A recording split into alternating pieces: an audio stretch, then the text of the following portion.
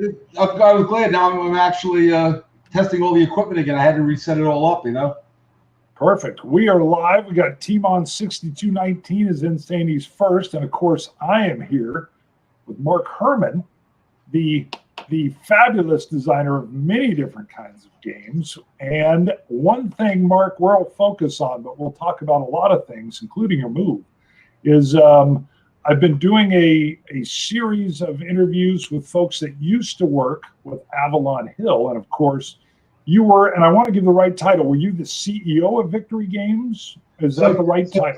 So technically, I was the executive vice president of Victory Games. Because in fact, I just found, I think I had, look, hang on, let me get this really close. In the move, I found this.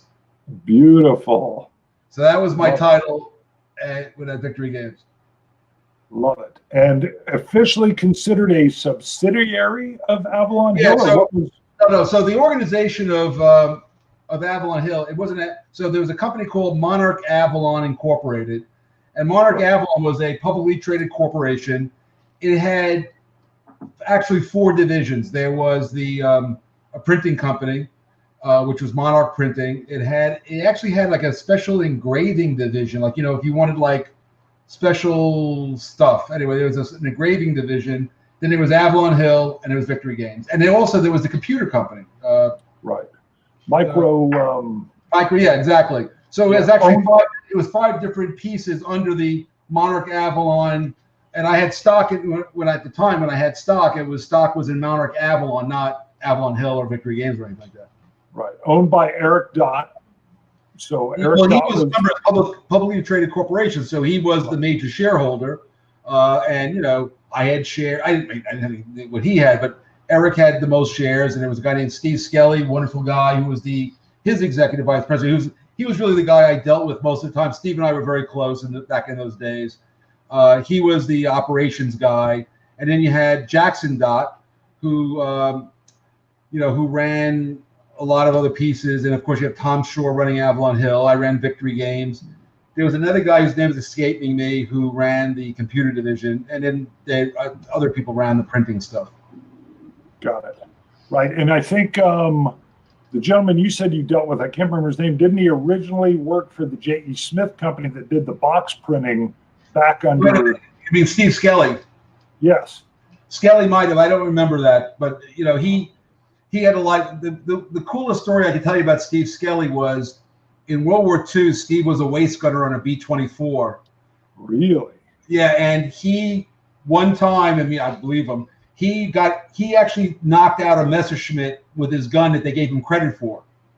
He literally tracked him. He said, "I tracked that guy," and bang, and the plane blew up. So they knew that it was a kill. Beautiful. So Steve, the waist gunner got himself one German Messerschmitt once. Holy moly! Now that's phenomenal. Yeah, because I've been talking to Tom Shaw. I was trying to see if he would come on and be willing to do a video. He lives in the Villages in Florida right now. Oh, is that where he lives? Yeah, he sent me a copy of his book. The 82-year-old teenager or something like that. It was very nice. Yeah. Tom's great. Oh, he's awesome. Great sense of humor, and we're going to dive into some of that. And you referenced in there when you worked for SPI, and I forget if it was 78 or 79 Origins where SPI plays against Avalon Hill in a softball. Actually, it was more. There was that game, but we played them about 4 or 5 years in a row. There was actually 4 or 5 games, but there was a couple of them. There wasn't just one. It was multiple games. Okay, multiples. Now, this one, I guess he mentions, was a 13-13 tie. You were the cleanup hitter. See, there we go. Now tell me, I'm trying to get as much background as I can. And just to backtrack, Tom. How did that game turn? Remind me, what was the final score? It was a 13-13 tie. 13-13 tie, he says, was the last softball game between Avalon Hill and SPI, because then SPI, I think, bought out by TSR. Is that right? Or something? Right. Yes. And then you come over. I hit a so just so you know, Tom Shaw used to be a pro ball player, minor league, but he was a pro ball player. And well, he was much younger then, but even for a guy who was around 50 something, he was fast little sucker. And we were playing in a field in, I think it was Madison, Wisconsin, where the school was, that Origins. And I can hit a ball back in those days, and I hit a shot. I swear to God, I hit it 400. I hit a softball 400 feet, and he just there was no fence. There's no fence, so he just kept running back, and that I didn't want to say that. he caught it. I mean, he was on his hooves, running, and if there had been a fence, it was a home run. I mean, it was a home run in Yankee Stadium. That was a home run. But Tom he literally ran from the field into the parking lot of the schoolyard to catch the ball. But it was a towering shot. I mean, it went a long way, but he caught it. And I think it ended as a 13-13 tie. Yes. Yeah, that's what he referenced, and he mentions that in the book. But I tell you, he wouldn't have caught it. If we were in Yankee Stadium, I'd hit a home run. Aaron Judd doesn't hit a ball that far when he gets into the right porch. That's only about 258 or something like that. I hit it. I would have put it into the stands in Yankee Stadium, except for dead center, left center. Anywhere else in Yankee Stadium, that was a home run. Beautiful. Yeah, he references that game as I think it was probably one of his definite highlights, just between the board game, companies. And I got to tell you a Berg story in that game. So Berg, had a really bad back. Walking was, he was in pain. I mean, but he had a great sense of humor. But he was in pain. There's my dog in the background. He's barking. You stay out there because he'll keep barking. We won't be able to hear anything. It's crazy. That's Bob. Bob, he was a trash yard dog who's now living better than he ever did. But my brother thinks his name is Bobby Lee. That's what he says. His name is Bobby Lee. He called my brother. Anyway, so Berg could barely walk. So we had to put him in. The rules were, so he had to play. So we put him in the game, and he hits the ball, and I think the ball goes maybe 8 feet. It kind of just tipped it down forward, and then he starts running. And when I say running, it's really kind of a euphemism for walking as quickly as he could. And they threw him out. That was the only time it was. It was like he just really couldn't run. It was sad. And of course, Manny Milkuhn, who was one of the art guys, used to just abuse the crap out of him for that. Joe Bolkowski used to play for us. Joe B played third base for Avalon Hill. It was a good time. I mean, it was we were all I was in my 30s. Tom Shaw was like 50. He was the old man in the game. But you had Courtney, and you had Don Greenwood. I mean, all these guys, all of us, back in the day, we all knew how to play baseball. As kids, Little League or whatever. So, but Shaw was the only one who actually had credentials, and even at his age, and he was a solid. He was a fast little guy, I tell you. See, and he spends a lot of time in his book talking about the baseball, and then he moved into Avalon Hill and kind of, it's beautiful. Now, so just to put it in time, so at that point in time, you're with SPI, and I think you get hired by SPI when you're about 22 years of age, right? Yeah, so I started work at SPI September 1st of 1976. And so I was born in 54. Yeah, and because my birthday's in November, I was 22 going on 23, I guess, right? Does that make that right? No, I was 21 going on 22. Okay. I was born in 54. So yeah, I was 22 in 76, but in November. So when I started SPI, I was, almost 22. Now, how do you even get hired? I mean, how does that happen when you're 21 going on 22? What do you do? Now we're going back to my origin story. So sorry. No, it's okay. I mean, so it's my origin story goes back to Oregon. So in 1970, what was the first origin? 1974, 75? It would be 1975. So in the summer of 75 was the first origins, I believe. I actually have the booklet from the show somewhere amongst my collection.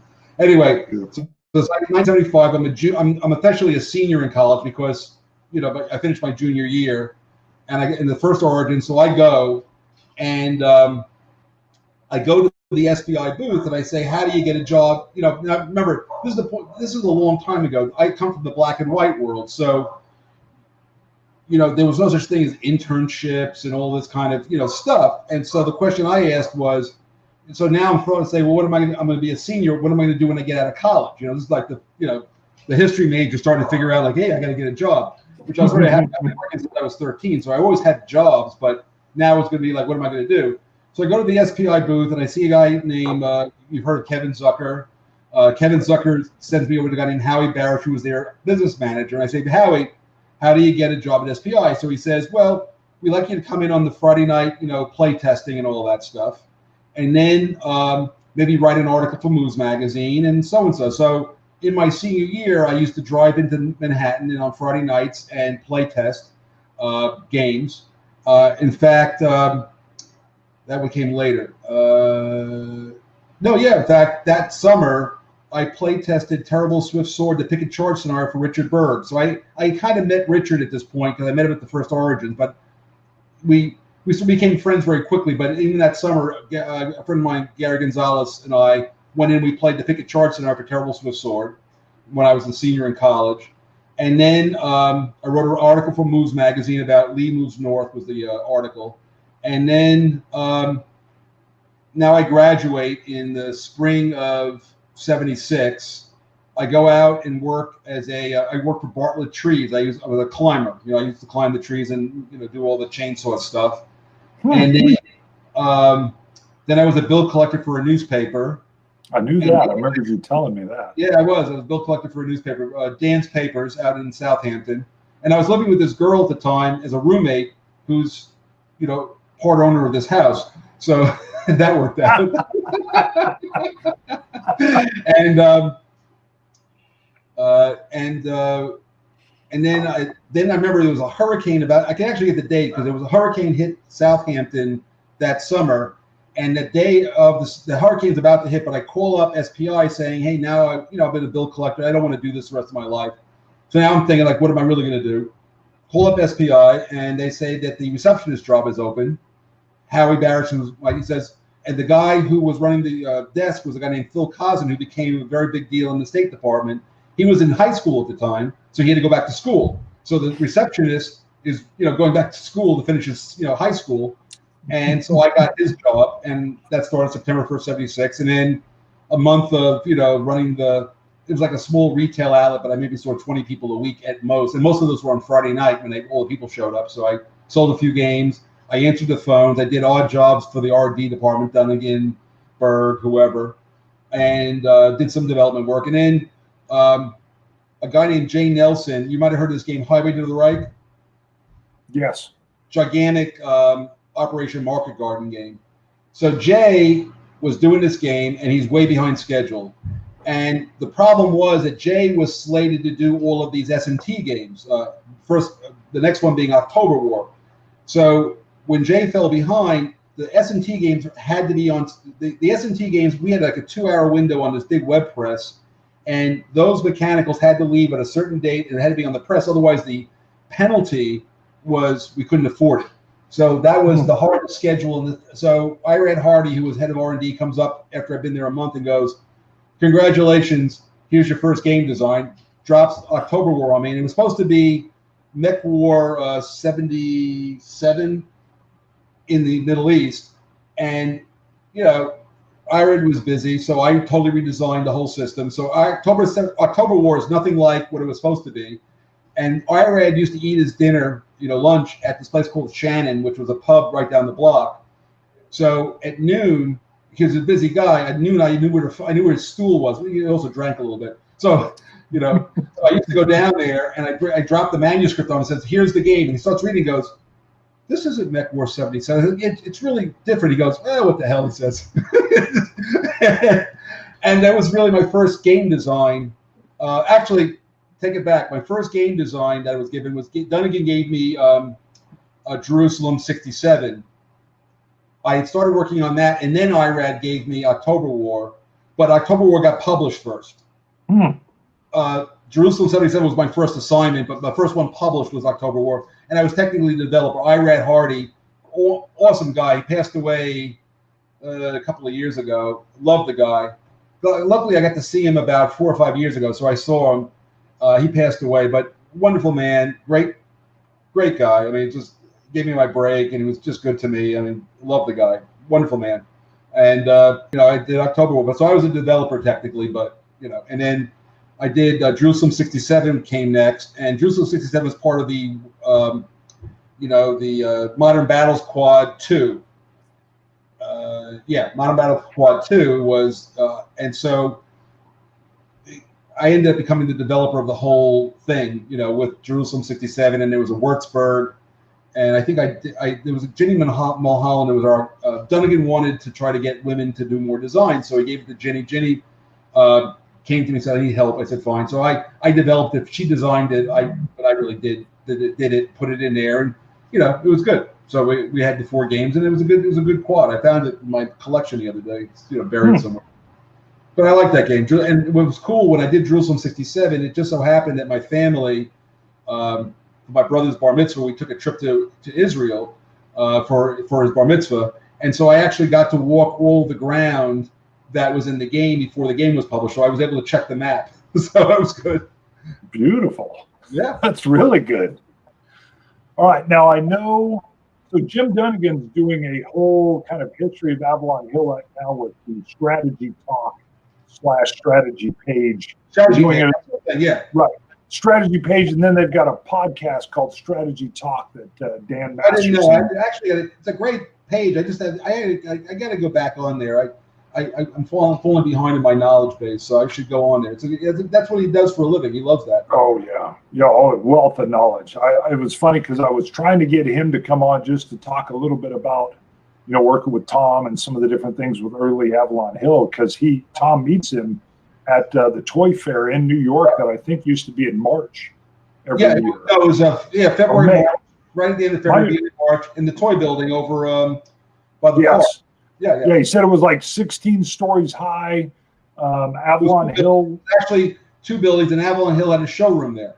Yes, and because I can't remember, was it Deb's? I can't remember the company they worked with, but they worked with a lot of different hobby and game companies. And in that midst, Tom references in his book where he meets Jim and they talk, and then Jim says, "Hey, I'll come up with a design," and he's the first, like hired gun, so to speak, or whatever. Yeah, and he did. That's Panzer Blitz. I know Panzer Blitz comes. Is that his very first game he does with them? Do you remember? I know he did. Game he did for them was probably 1914, and Jutland. Jutland. 1914. I don't remember which came first. Yeah, Jutland was first. That's exactly right. They talked about it, how it's that miniatures, and then I know Panzer 14, which I happen to love both games, by the way. They're great games. Yes. I actually now have a floor in a basement that might be big enough to play it correctly. Yeah, anyway, beautiful. I played the hell out of Jutland. My mother had a living room, and my brothers, we used to play it in there. And as you headed for the couch, you had to make a little bit of a left. Work around the furniture, hide behind the leg of the chair. We played with terrain. I don't know. Perfect. But you're right. Panzer Blitz ends up being Avalon Hill's biggest seller, 300,000 plus over the course. Oh, I think it at least did that much. It was in fact, that was. So I was buying. I got my first one. We found out there was a store in Westbury that had Avalon Hill games. It was like a baby store, like you could get cribs and but it had games. They were, so we used to. It was like a whole day hike to get there.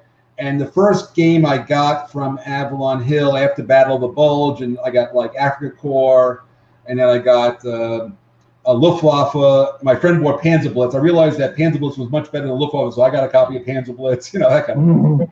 So yeah, we used to get. Those were my first games until I discovered the SPI games. My first SPI game was Phalanx.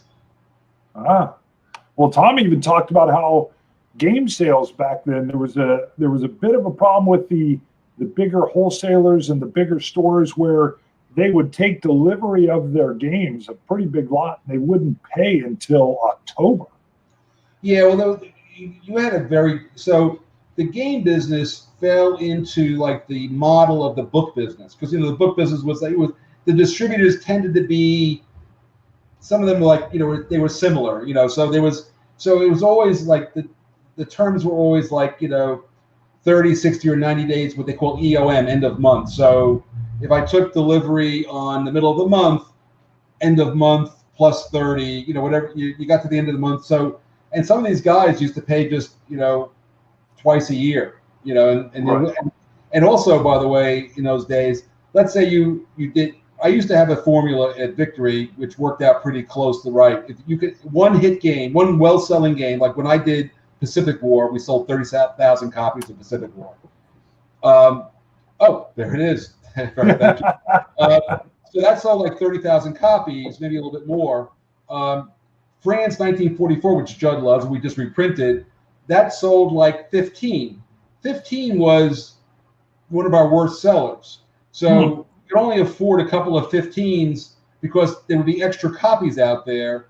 And then when you go to sell the next game, the guy goes, look, I'll take your new game, but you got to take these back because I'm not selling them. I'll give you, I'll swap them out. So it was very complicated, system with the big. Now a small store was different. I don't know if I told you this story once.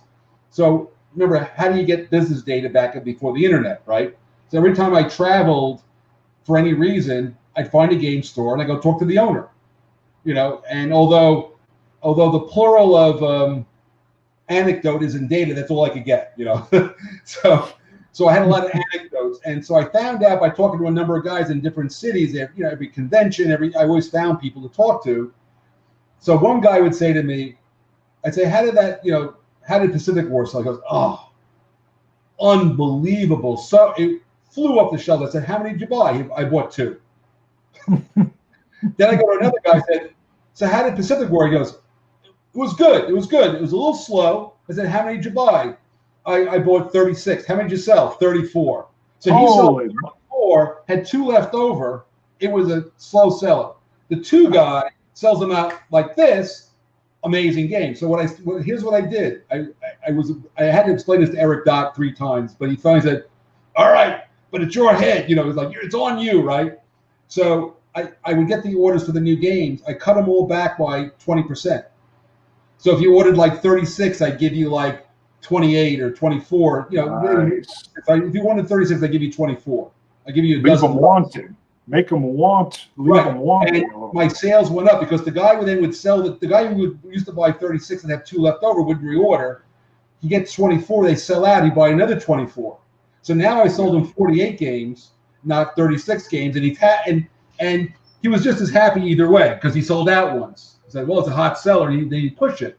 So I actually increased the sales by sending less out in the beginning. I made more sales. Isn't that stupid? But it works. Humans like now, so weird. Now you just hit gold there. So you did Eric Dott's voice, and I've seen pictures of him. He looks like a tough kind of customer. I saw Tom sent me a picture of like 1966 where they were meeting. Eric Dott, I learned a lot. First of all, I loved Eric Dott. He was a businessman, and I learned he was like, my father was a businessman, and Eric, so I related to him as a businessman, not as a game designer. And he had that was kind of how he said my name. He was always shouting at me. He wasn't shouting at me, but he talked by shouting. That's how he talked. And our conversations were, I remember one of the best lessons he ever taught me. So I go to see Toys R Us, and I'm selling something. So he calls me up, or I'm talking to him. He goes, so how did Toys R Us go? And I go, had a great meeting. He goes, how many did they buy? I said, well, I didn't buy any yet. He goes, it couldn't have been a good meeting. And I remember, I go, you're right. So I started learning that you have to close, and I started closing orders better because of that one comment. I went like, yeah, if I go to see a guy and I don't get an order, it's not a good meeting. So I started selling more games. It worked. You learn. He was a hardcore businessman. Knew his stuff. Well, and you've got a key point in there. You interacted with him as if he was the businessman, and you are as well, rather than you, the game designer, trying to pitch to the businessman. Never. Right. That's brilliant. That's why we got along. I mean, I didn't. It was a very straightforward. And I used to take almost all of most of my deal. I mean, I dealt with Eric anytime if you ever want to talk to me, I had dinner with him, and he always took care of me. But he's a busy guy, right? Steve was the guy I dealt with. He's the operations manager. He was the senior executive vice president. I was the executive vice president. So he's the guy I dealt with, and he was amazing. So he would say to me, "What's going on?" I say, "Well, this, and this." He goes, "Okay, well, how are we going to deal with?" So we were dealing with the day-to-day stuff. Was me and Steve. Printing problems and supplies and orders and all that crap. I was dealing with Steve. So we spent a lot of time together, Steve and I. I talked to Steve out of 5 days a week. I talked to Steve 4. Interesting. And so Monarch's doing all the printing, and I know they had their box side as well. They had the whole thing. That was the whole. Well, see, the way it worked was, it was a printing company that acquired a game company because of its debts. Right. So we were the extra press time, because we weren't. I mean, if you printed, Pacific War on Tuesday, Wednesday, and Thursday, or Wednesday, Thursday, and Friday, it didn't matter. There's no schedule that, other than shows. There's no real schedule. So, if they got a big print order for stationery for a big company, it was a printing company. They used to print stuff and engrave stuff and plates and all this kind of stuff. So when they weren't doing that, they were doing our stuff. So I used to have to schedule press time, and depending on circumstances, if I had, there was no show coming, I said I'd like to get the game done. So we would set it up, but it wasn't a rush job, right? So that if they had to bump a game's printing to the next day, they just, they'd say, "Hey, there's a 2-day delay." We go, "Whoa," but that was it. That's how it is. And when you roll in, you're doing some business things like paper maps instead of mounted maps, and is that? Yeah, so Avalon Hill. You look at Panzerblitz; they had mounted boards from the very beginning, but we were the SPI guys, right? So our audience was used to paper maps, and so we could have more stuff in the game. But it was funny times. I will tell you a funny story about weight. Even today, 21st century, the first thing you see comments on Board Game Geek, "Boy, the box was so heavy it broke my wrist," that kind of stuff. Okay, so you got a lot of paper in there. Is it crap? Is it good? I don't know. So France 1944, which I, by the way, think is one of my more clever designs, it's got a paper map. It's got a short rule booklet. It's got it only has half a counter sheet, and it's got a regular sized box. It feels like there's nothing in the box when the game comes out. They go, "It's a little bit light to be a good game." What the hell's that to do with anything, you moron? Right. No, you're right. It was just stupidity. The game was way ahead of its time, apparently, because everybody's like, I see the comments on the, you saw Judd's comments. It's like, they're going, "When was this game done?" 1987. What? This game came out now. They think it was innovative, but it was done I did that game in '87. It was just, people just blew their mind out. "Oh, I can't deal with this." All right, fine. But I've been doing that for a long time. So some of my games from the past are, being rediscovered, because at the time they were just like, they were just too weird for people. They wanted they wanted that Avalon Hill SPI, bang, bang, bang. And I was just kind of just trying to push. Pacific War did hit a sweet spot. That one really did do well. But I actually, and I've told this to many people, I don't want anybody to buy the game. I don't want anybody to buy it. It's like a black and white TV in a color world. It's a serious, it's like SPI on steroids simulation. Yeah, it's that game. And in 1985, the guys who were in high school had all the time in the world, fell in love with it. It's a game system. You can play it for the rest of your life. Now, when it comes coming out again, though. What? GMT's got the new version that you've. Yeah, well, it's going to come out. But every time somebody says to me, "Hey, are you going to make the counters bigger?" Don't buy the game. "Hey, are you going to do this?" Don't buy the game. It's going to upset people, because they go, "This game is, I thought this game was going to be easy." It is not easy. This is the hardest goddamn game you're ever going to buy in your life. This is going to be like, it's going to make it makes Empire of the Sun look like it's like a walk in the park. Okay. Wow. Yeah, but it is what it is. I don't make any excuses for it. It is one of the most detailed Pacific simulations you're going to find.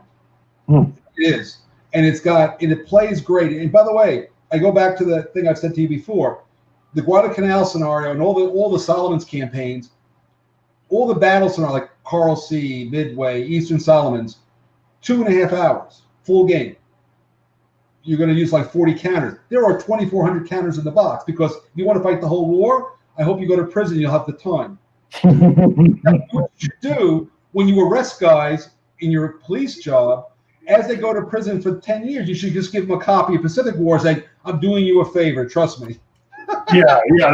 This you want to get solitary confinement, and then you just want to spend some time with this. You get to spend some time with yourself in the war in the Pacific.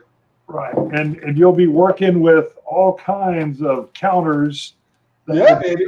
Now we're talking. Yes. And we're not even. No, you got a ways to go, my friend. You got a ways to go. But it's going to be. But one of the things I am doing is it'll be 2 mounted maps, but there'll be a 1 map not mounted, which is like a weird angle of the 2 maps. But you can play almost all of the scenarios short of the whole war on that 1 map, so you don't have to worry about always having 2 maps. So you can play almost everything on that 1 paper map. And maybe someday if that becomes popular, they'll mount it. But my only point is, if you're looking for fast playing, light, cheery situation, stay the hell away from this game. Just stay the hell away. You will be unhappy. And I don't want to hear. And I tell people, if you moan at me, I'm just going to tell you, sell it, burn it, throw it away. I don't care. I'm not going to have this conversation this time. I'm telling everybody, don't buy the game. Beautiful. Now, just for the viewers with questions, I'm going to come to your questions near the end. I'm not going to interrupt as we go because part of what Mark and I are going to talk about is this victory games and the Avalon Hill stuff, but we will get to your questions. We will get to them. And we'll talk about some other games kind of as you went through. Oh, John Southard's game. Yes, the process. What a wonderful young man. And this I think your whole career was just Joe Bukowski's game. Yep. So, well, you want to talk about victory? That's obviously victory games. Yep, let's do it. So, so let's first recount the crew. So you've got, it's like the Fab Four. So you've got John Butterfield, still a close friend, awesome designer. You've got Eric Smith, awesome designer. Yes. You've got this mediocre guy, that's me, and then you got the guy named. I have to, and I apologize. I can't remember if it's Jerry. It's Jerry Chris Klug. So he used to be Jerry Klug. Now he's Chris Klug, or the other way. I think it's Chris. So he goes by Chris anyway. So Chris was our role-playing guy. He's a gamer, but a role-playing guy. So I do. So the first round of games is I do Gulf Strike, and which was the commercial version of I had a government contract, so it's a commercial version of a Pentagon war game. It's Gulf Strike. Then you got Eric Lee Smith doing American Civil War, and then John Butterfield does Highway to the Hell's Highway, not Highway to the Right, but Hell's Highway, and then we had somebody else and Eric Lee was working on Ambush, and that became a collaboration between Butterfield and John Butterfield. And American Civil War, I was the main play. I mean, I played American Civil War with literally across the desk from Eric Lee, like every day for 6 months. So I was that way. And my simple rule of victory was, I think it was every Wednesday, Hump Day, right? Every Wednesday, all R&D was we played each other's games. So the 4 of us played every Wednesday. We played somebody else's games, and we would just do round robin like that. So everybody had input to everybody else's design. So I thought it raised the quality. Like, in other words, the headquarters system from France, 1944. I suggested that to John Butterfield for Hell's Highway, which became the headquarters. So there was nothing wrong with that headquarters system way back, even in then. I also used it in Gulf Strike, and then those are the first 4 games, and then right behind it we had on and on. I did Pacific War, I think, next after that, and but then what I did was I got a bunch of. So now that we're up and running, people are calling me up. So Joe Balkowski says, hey, what's going on? He's writing his book on the 29th.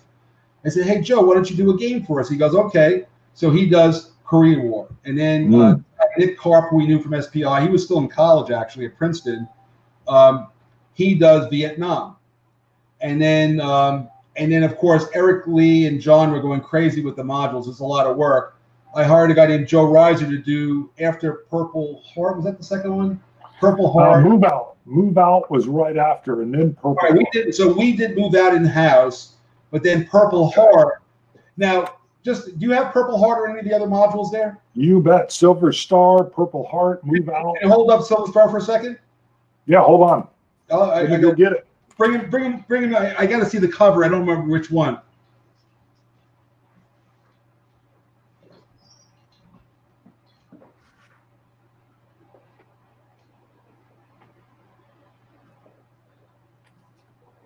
Which is the one where Sarge is standing like all bloody looking? Yeah, that one. The next one. Not yet. Not that. The next one. Okay. Silver Star. Yeah. So, you know who that is? Who is it? Is this Tom? No, it's me. You? No. So what it is so we had this amazing artist named Jim Talbot. Okay. So Jim Talbot. So what Talbot would do is, what Talbot explained to me was that he can't figure out how the light hits something, right? So we used to model for him. So I put on like that shirt, right, and a helmet, but that's my body, So I basically stood there with a toy machine gun, and he put the lights on me, and he took photos, and then he painted me, and he put Sarge's face on me. So that's me with Sarge's face. That's what I looked like when I was 32. Now, Tom did say that you were a big fella. Well, I mean, that is. I was sorry. Look at the one with the grenade. That one is me. So what we had was, I had a piece of cardboard in my hand, which was the hatch, right? So I had a piece of cardboard, and I had, a ball in my hand, and so I stood there. They took pictures, and then that became that photo. And then Talbot, you see how the uniform has like the light hitting it correctly? Yes. Because it's coming from a Polaroid, so he could see how the light would hit the wrinkles, and that's why it looks so realistic. It's how the light hits the uniform I was wearing, so he could paint it correctly. Now, were you doing, this stuff here too? Well, that one's just Talbot painting. Now look at the one with the photo in the back of the squad. There's one that has the squad right in the back. Go to the. Oh yeah, right here. Okay, so that's me again. Also, no, go back to look at all of them. In the back is going to be. Oh, it could be the tank version solitaire game. Open fire. Let me see the back of Open Fire. Leatherneck. Let me see the back of those two. Okay, I'm gonna have to grab Open Fire. Go get Open Fire. Yeah, that's not me. I'm not the Japanese guy. Hold on.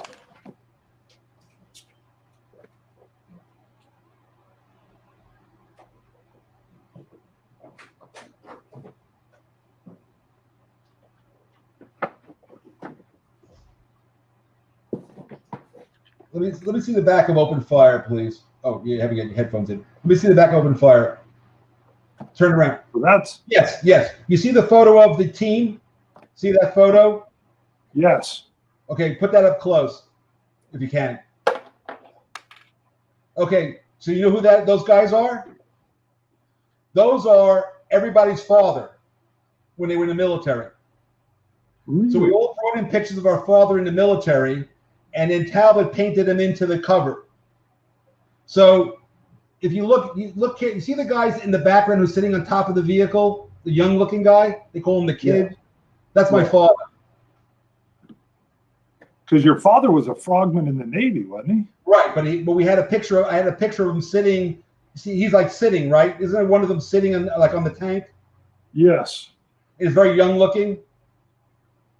Yeah, I think he's near the back here. Yeah, that's it. Yeah, so the guy in the back sitting down, I had a picture of my father in his Navy uniform when he was in the Navy. So they painted an Army uniform on him, but he was in the Navy. He was a frogman in the Navy. So that's my father. Wow, a frogman during World War II. And this is what he looked like late in life. Yeah, that's my dad. Awesome. So so that picture, that painting is. So we all brought our father's photos in, and then Talbot painted him into the picture. Now that is cool. So that's everybody's dad. That's everybody in Victory Games' father when they were in the military. That is awesome. See, this is the stuff. So that's on the back of Open Fire. This is why I love doing this, Mark, right here, just to capture that knowledge right there. Let me look around. So we've got Shell Shock here, which was the two-color version. I'm not obviously in the cover of that. I was Sarge. I don't know what they got. They just got the map and stuff here. Yeah. So that was I think Leatherneck is me also. Let me see Leatherneck cover. Leatherneck is probably not you. What's the other one on the ground there? That one might be you. Yeah, I did not take my shirt off to look. I did not look like that. I think it looks kind of cartoony. That's not me. Look at Battle Hymn. Okay, hold on. Yeah, this definitely looks like so. Yeah, that's me. That was me. I just stand there with that little machine gun hunched over. Love it. Yeah, and of course here we've got Japanese. I don't know where. I think Jim found a picture of a real Japanese attack in World War II, and he just painted it. Love this art here. Just look at this. Talbot is, he's still alive. I mean, he's painted for Milton Bradley. He does a lot of their Axis and Allies covers are all being done by him. When we're done, we'll talk about, see if you still have contact information for him. I haven't heard from Joe Talbot in 100 years. Okay, I will find him. Jim Talbot's the guy you want to talk. Jim was great. What a great kid. I will definitely try. Because what happened one day with Jim Talbot is, so Eric Dott calls me up. No, I know what it was. I was down in Baltimore, and Eric goes, "Mark, take a look at these." So I'm looking at this, portfolio of pictures. I'm going, "These are really good. Who is this?" He goes, "A guy sent it to me. He's a grocery clerk around here." So Jim Talbot, this apparently great artist, is working in a grocery store. He's got a wife and a kid. So I said, "Eric, hire this guy."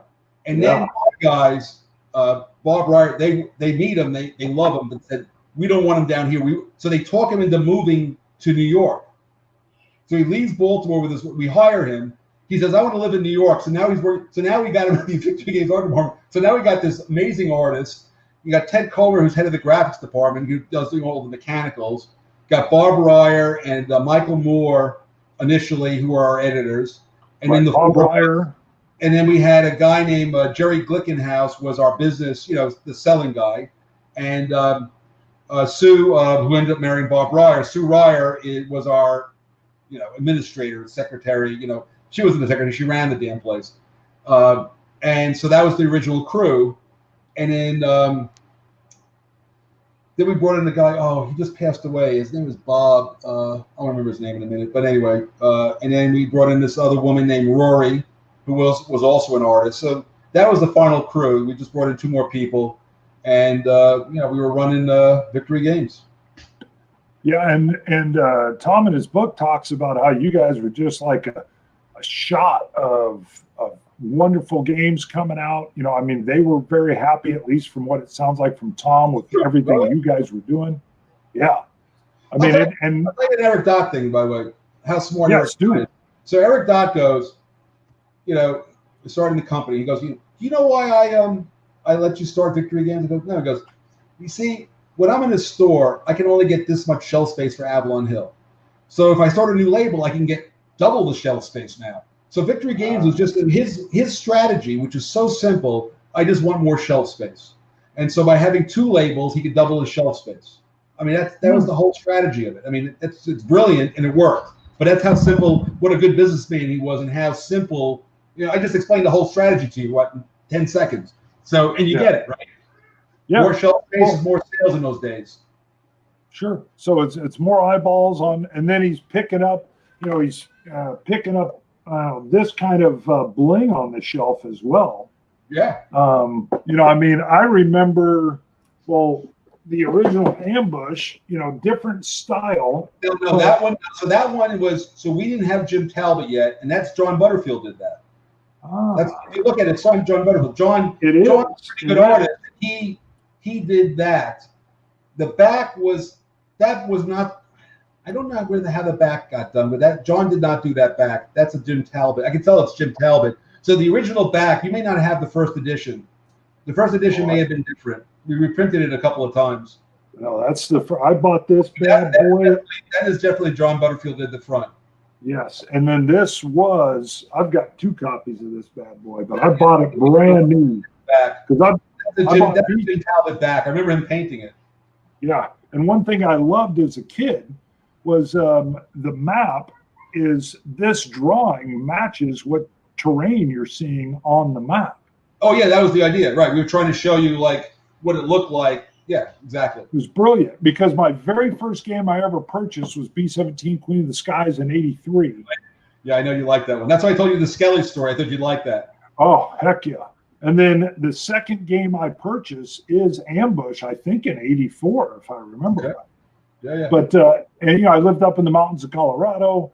I didn't have anybody else that was really into these heavier kind of games. The solitaire thing was getting hot with B-17, and then with what you guys were doing, and the Ambush system had that, you know, the whole paragraph booklet and everything's moving and the cartridges sliding in and out. And, but I remember vividly in the store with this shrink.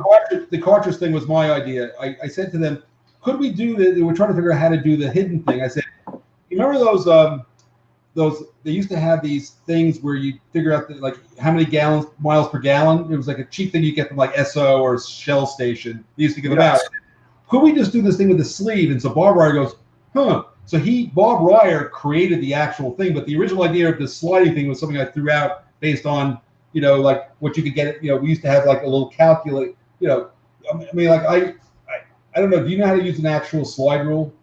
Yeah, well, I know. Well, I wouldn't say I mean, Judd could probably do it. I know exactly what you're talking about. Yeah. So when you used to slide rules, a lot of things when I was young worked off of these pre-calculated something sliding through something that with little windows to tell you, okay, I did this. It give you a direct readout, and it was a very popular thing back in the '60s. You know, they gave them out for calculating square feet. You know, like. You know, if it's 4x4, it's this many square feet. So it was all these crazy things, and they would just give them away at stores with their branding. You know, something like, and so I always remembered those as a kid. And so when we were trying to do this thing, I said, well, why can't we do that? And then Ryer sat there meticulously cutting, and you have to be crazy out of your mind to do that thing. And I got to tell you, printing that thing and checking it, oh my God, it was more pain. That's why I hired Joe Reiser, because nobody else wanted to do it after move out. I got Joe Reiser in, and Joe was a composer. He used to teach music to dancers at Purchase. Very smart guy. He wrote music, and that was performed. He was a real musician, composer. He actually now lives in China. He teaches music to. He got married to a Chinese lady, and still teaches music to dancers. You know, really. Anyway, so he did all the modules after that. Joe Reiser did. Beautiful. No, the cartridge system's brilliant because it allows you to basically refresh the map so it's surprising again on where you're moving. You know, they hit the objective and now they've got to exfiltrate out. Well, it's not the same thing coming back now because you're also every time you get certain points, something will appear. A German shows up, or a tank, or a new object. All of a sudden, you see something you didn't see before. Yeah, it was a heck of a good thing. And, you know, I doubt it's one of those things like if you played all the missions once, by the time you got to the end of them, you could start again, you'd forget. You know, but right. Yeah. Well, my current age, they're all new again. Everything I look at, I'm like, oh, I don't even remember this. I could probably play it every 3 weeks and it'd be fresh. Let's see. Are you looking at a question? What are you looking at? No, I was just looking at the flow of the words coming. I just realized that there was a bunch of stuff moving. Got it. No, so again, first of all, I've been back in the 60s and 70s with Tom. And so Eric Dott. Any other great stories? I know, did they actually call Eric Papa Dott and Jackson was Baby Dott? Yep. Okay. That's true. Okay. And was it, now, again, and if it isn't there, it's fine. It seems like from some of the vibe I get, and maybe it's because you had designers interacting with a businessman, I'm assuming there was tension between Don Greenwood and Dott, but am I wrong? Was there tension between, okay, I don't want to get into anything. One, I'm not aware of any. I don't know of any. And two, remember, I'm in New York City and Don's in Baltimore. So, and Don was in the shop. I mean, he was there. You know, he was actually at the plant. There was a building that was, you know, the site on Hanford Road had multiple buildings. They were very close to each other. They were all next to each other. So, so Don was you know, across the parking lot from where Eric was, and they probably saw each other a lot. But no, I've never seen any. You have to ask Don. I've never seen anything.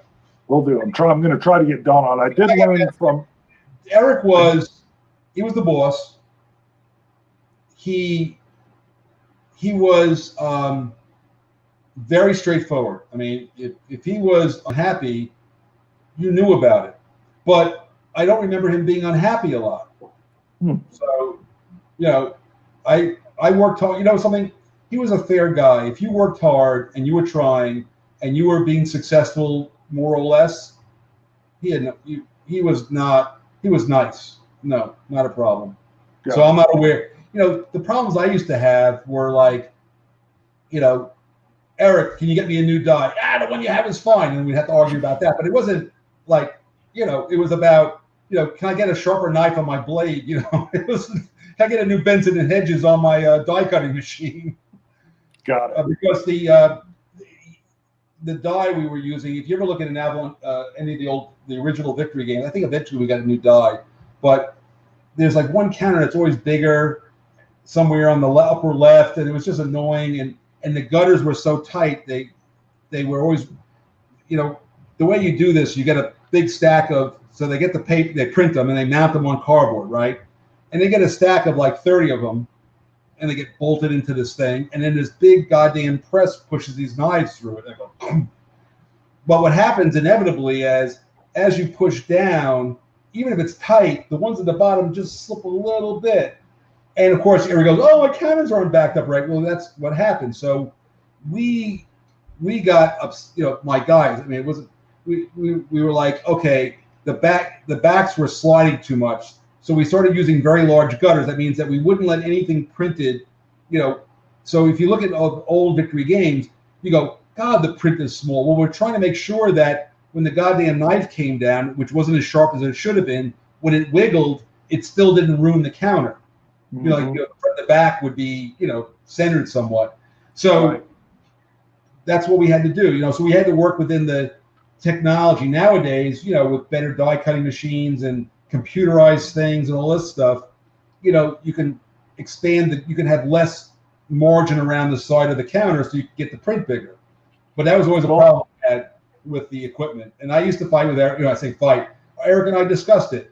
And, you know, I think eventually, somewhere along the way, he got us a new die cutter. So it got better. The first games, you can look at, like I said, if you can look at the game, look at your highway, Hell's Highway or whatever, or even in an ambush, you'll see that, well, the ambush was more like pictures, but if you look at like a Hell's Highway, it's got a lot of information, it's really small type, and that's why. I mean, because we were trying to make sure it all showed up on the counter front and back without a problem. Got it. Well, Tom had said that Eric's wife, Esther, if I remember right, yeah. Esther owned most of the buildings that Avalon Hill was using. Well, Eric made his money originally in real estate. Eric had a ton of real estate. I mean, every time I would go with him, he goes, "Hey, Ma, take a ride with me." So I get in his car, and we're driving all of like that area of Baltimore, that beautiful horse country just north of Baltimore. And everybody goes, "Oh yeah, I own that. I own that." I mean, he owned, I can't even tell you how many houses. He always, by the way, he told me many times, if you move down here, he wanted me to move down there. If you move down here, I'll give you a house. My wife would have divorced me, so I had plenty of room.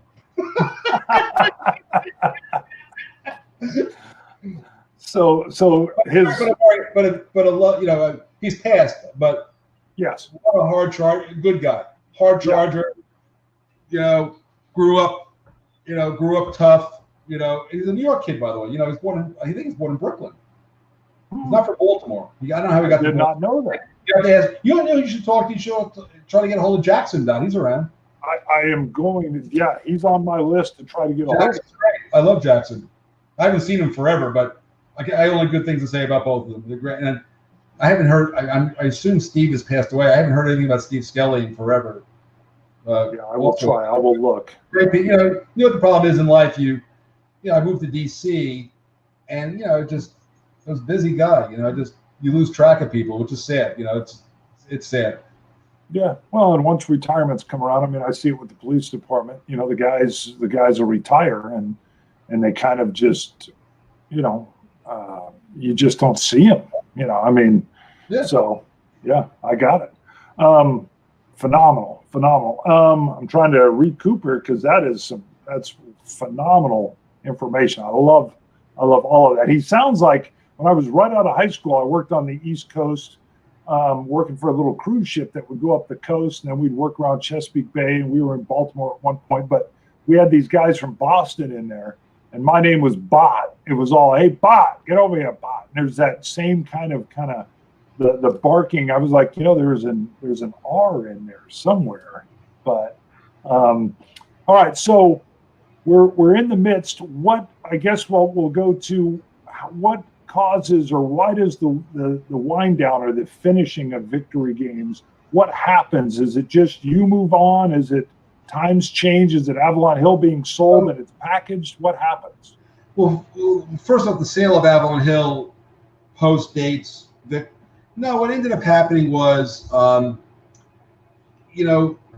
the board game business as you get towards the latter 80s, you start getting these Atari things, Atari games and all this stuff. And then the console games start coming in, and game sales are, it's like almost like it was very hard. Sales really suffered. And there was an economic event. Oh, and also, you have the rise of Toys R Us. And Toys R Us, believe it or not, the big sellers, like I remember going to see Toys R Us one time. He was a very nice guy, by the way. I gave him my pitch on James Bond. We had the James Bond games. I had the Dr. Ruth game. Although Dr. Ruth was a little racy for them. By the way, just for the record, we sold 400,000 Dr. Ruth's Game of Good Sets. Yes. By the way, and you sold all of them? Spencer Gifts. Spencer Gifts sold them like they were water. Yeah, they're in the mall. It's going to have a little bit. It's got all the sex questions and boom. So you sold 400,000 plus. Yeah, wait. I might have something here. Just because I moved. No, it's not. It would just be by accident if I find it right now. But everything's not exactly where I want it to be yet. And it's funny. I had asked Judd if what would be some good questions. Of course, I had my own, and he said, "Ask him what the best-selling game was for victory games." Oh, that was it. I mean, that was it. And game good sets. Nothing else was close. There was no second. It was like everybody else was tied for second. Now, the best sellers, other than Dr. Ruth, which was ridiculous, Gulf Strike in its 3 editions sold over 40,000 copies, maybe 45. American Civil War was around 32 or 33. Holy moly. Pacific War was like 32, 33. Hell's Highway was in the upper 20s, like 28, 29,000. Ambush sold well. Ambush was around 30,000. I don't think all the modules sold that much, but Leatherneck did pretty well. That's the Pacific one did pretty well. Battle Hymn, and then the James Bond's role-playing game did very, very well. We did very well with that also. So when I went to Toys R Us, I remember with the James Bond thing, the guy goes to me, "What's your TV budget?" I go, "My TV budget? What are you talking about?" He goes, "You look like a nice kid." And I was like 30, whatever I was, 30 something. And he goes, "Let me explain." So he gave me a whole education on why he wasn't going to buy my game. He told me that Toys R Us is a warehouse that people walk into, and then we charge them when they leave that they have anything in their hands. That's how we explain the whole store. That was the whole, and all we do is stock the shelves. We don't. If you're in the early Toys R Us, and you went to one of the people and said, you know where this is, they go, and there was a customer service desk. Those guys and women, all they did was restock the shelves, finding something that's, and so people, you were pointed to like, Milton Bradley's over there, and you go, oh yeah, that's the game I saw on TV. So they were basically, they would buy a lot of stuff, but you had to advertise. The first thing they asked me, what's your advertising budget? And it was just we were never able to play in that game. I did get James Bond into the Target stores in the Minnesota area because a very close friend of mine who I rode with in college was the buying manager. So he said to me, if you fly to Minneapolis to visit, I'll buy James Bond. I said, I'm on my way. Wow. So then when does Victory Games, when do you close it down? What year is that? I left. So what happens was, reality is that sales were down. The guys were getting married and, having family, and they wanted to get raises. And quite frankly, Eric wasn't going to give us raises. And it went for a year. And by the second year, guys started getting other jobs. Butterfield got a job as a lighting designer for somebody, and I don't remember what Chris did. So people were leaving, and so at that point, once I realized that this was it, I got a job as a defense. And also I had a pregnant wife. Well, she was pregnant for the second time, so the son is coming, and so I'm sort of saying like, I need to make more money, and Eric's like, sell more games. So I became a defense consultant at that point, and I left. I started Booz Allen in November 30th of 1987. So I would have left Victory around the beginning of November 1987. Okay. So that was really, I think when I walked out the door, I was pretty much the last guy out the door. So November 87 is the end of Victory. We had a guy we had hired named Kevin Boylan, who was a good guy. He's written a bunch of books on Vietnam. He's a real scholar. He ended up working for Booz Allen also, by the way. By the way, I hired Ryer. So when I left, I took Ryer with me. Bob Ryer and I went to Booz Allen together. He and I were together forever. And that was really the end of it at that point. Because he's your brilliant rules writer that made everything so easy to read and understand. It was very good. Yeah, phenomenal. So he goes with you. Wow, that's awesome. And then, of course, Avalon Hill is August of '98 is when finally they're sold. They're sold yes. to so I was at what was called Avalon Con then, and so give me a second.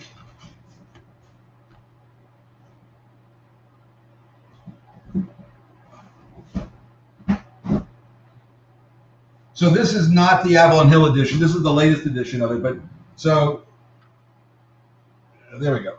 I got to get my left and my right going with this stupid thing. So sure. For the people, this is not the cover that we had, obviously. Comes out on there was this woman named Phyllis, nice lady who's also since passed away. So Phyllis was like she was like the coordinator of the graphic. She was like the printing manager, if you want to call it that. She took care, and we got along great. She was an amazing lady. We got along great, and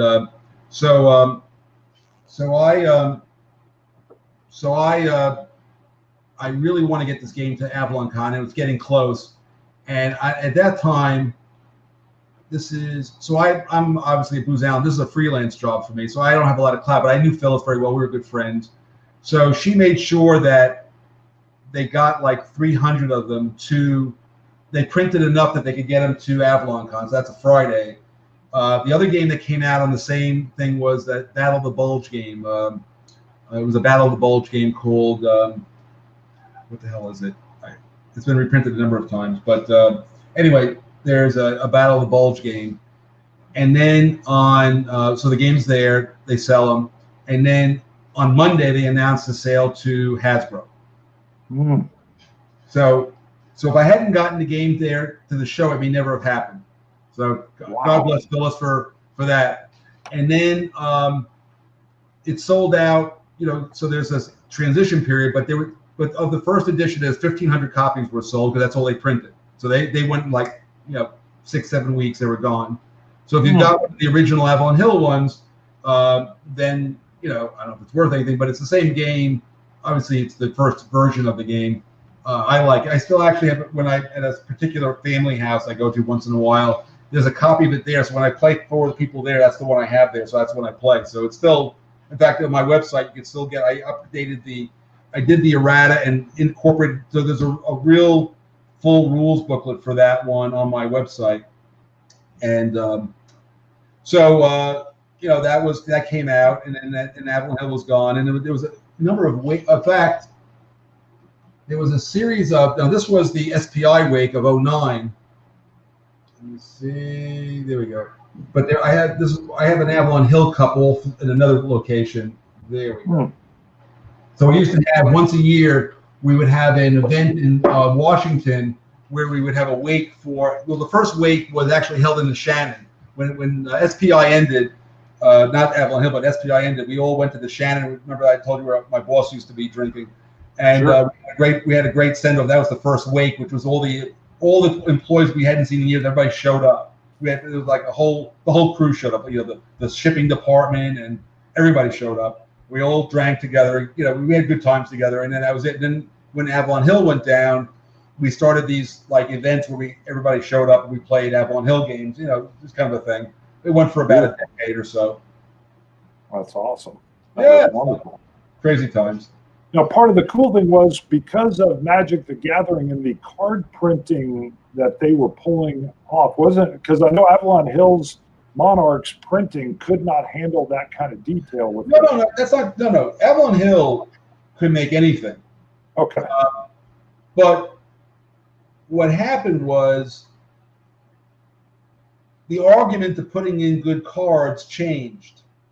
Now, as a freelancer, I could put cards in any game I wanted to do because they were cheaper to get made. That's true. But the original We the People, those cards were printed by Avalon Hill. They knew how to do it. Okay. The Avalon Hill printing plant could literally make you, if it was paper, ink, engraving, it had a plate, they could make anything. Got it. Perfect. All right, let's see. Let's come up to, because we want to do what's going on now too. That I'm telling you, I'm just fascinated with this whole period. This is part of it is I'm really diving deep into the history with everybody I've been talking to with Avalon Hill, and I've cut my teeth with your company. So again, thank you. Hey, thank all the guys. That's thank John Butterfield and Eric Lee Smith for that one, and Bob Ryer, and a little bit of me. 100%. As I told you, a lot of the early games, even though there's a designer on it, because we played each other's games, everybody had a lot of input into all the games. So, which is good. I think they came out really. I mean, they're still good games. I will say this, by the way. I was seeing something, a thread on BGG. I have been underwhelmed by most of the Kickstarter games. Underwhelmed. Now, what they have accomplished is some of the miniatures you get with those games are spectacular. Because they're getting all this cash up front, they can hire somebody to do, get a real artist, and they can make they can afford to do that as a one-time, otherwise it would be hard to start a company and put the investment in to make those kind of miniatures. But I find that, and I won't name names, but most of the games are garbage as far as I'm concerned. And by the way, people get all excited about the miniatures, but I'm going, but where's the game? There's no game there.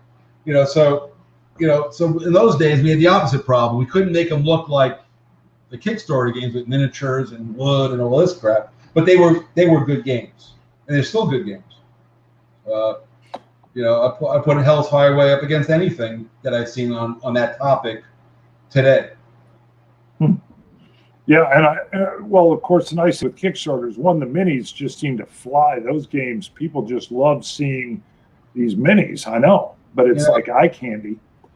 And then, of course, the business model that they're able to get their money up front minus the 10% from Kickstarter. And then if they hit big, they know exactly what their economy of scale is as they're going into it. Or even if they hit small, quite honestly. So Let's see. Let's do. Let me look through and see if there's a few questions. Or guys, let's do this. It'll be a little cleaner. If you have some questions, let's bring them up now. I know you may have put them in earlier, but rather than me skimming back through lots of internal conversations, well, go ahead and throw those on now. And then, Mark, in the meantime, while some of those are coming up, is there anything that you want to talk about right now that you're working on or that's getting ready to release, or something that would be a point of interest? Well, what I'm working on right now is, let's see, what's furthest along is the remake of Pacific War and Rebel Fury. In fact, Rebel Fury, I literally just took out. Hang on. Yeah, talk Rebel Fury. I love what you did with Gettysburg with C3I. Oh, let me see. I want to make an experiment, so this may be a big failure, but let me try this. Okay. Hang on. We'll see how long this cord is. Let's see what. You really can't see it, and the cord's not going to go. How far is this cord going to go? I can see you got a great gaming table with the light coming in. Wait. Well, anyway, the map. That's the map. Chickamauga is sitting there on the table. You can see Empire of the Sun on the other side, and there's Chickamauga there. So, and let me see if I get this back. Like I said, this is the first time I'm using this camera in this location, so Sure. Forgive me. And No. I'm thrilled because I know that's been getting ready to go for art processing with GMT or something. No. Rebel Fury is. I'm still waiting for a couple. I got a couple more battles to do. It's going to have a lot of stuff in it, but we got the rules are basically the way I design. For me, and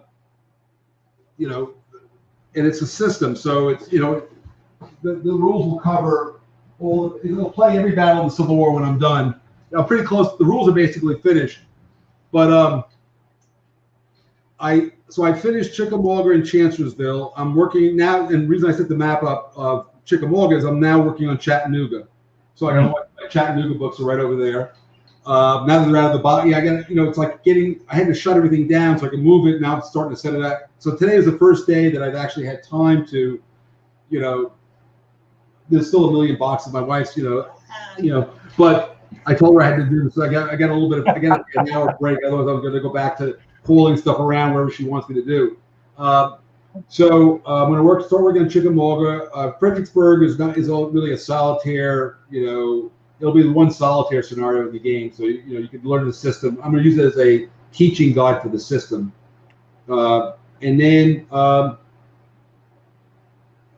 We got Kabuki Kid. Her question is, how long was the development for Empire of the Sun? Did that one flow from your head, or was it many years of refining?